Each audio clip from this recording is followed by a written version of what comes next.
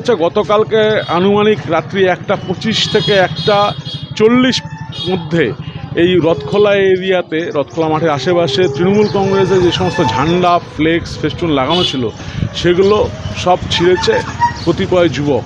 এবং আমরা নিশ্চিত যে তারা একদম ইনস্ট্রাক্টেড বাই বিজেপি। ওই মাঠে আশেপাশে সিসিটিভি আছে, ফুটেজ দেখে যারা দোষী তাদেরকে চিহ্নিত করা হোক।